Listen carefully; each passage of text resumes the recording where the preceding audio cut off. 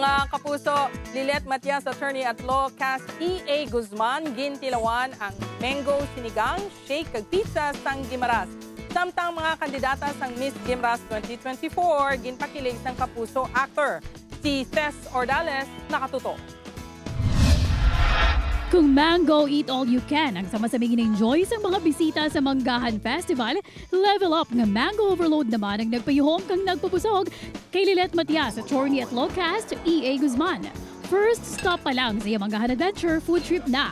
Una niya gintilawan ng sweet as mango sa Pilipinas, ang paho sang Gimaras.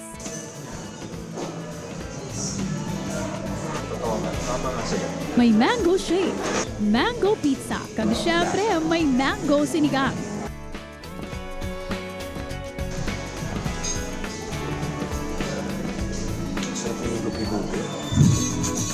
Diri sa provincial capital ground sa Hordan, Gimaras, ang mga kandidata naman sa Miss Gimaras 2024 kag fans ang ginbusog ni E.A. sa kilig. Napulo ka mga matahom nga kandidata ang nagrampa para makuha ang corona bilang Miss Gimaras 2024.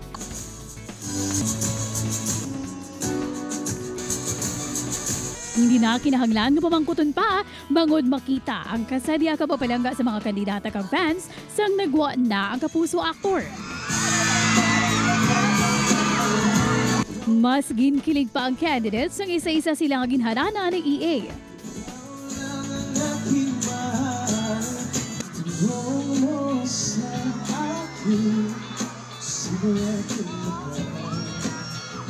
Napasana all naman ang audience ang ginkantahan sa kapuso actor on stage ang isa ka fan.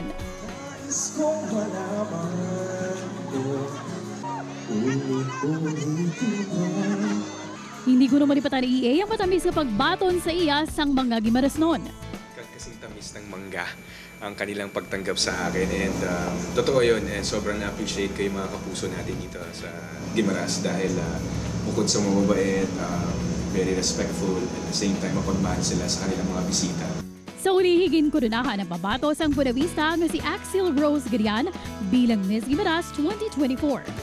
Upod kay Marvin Lauderes, Tess Ordales, One Western Visayas.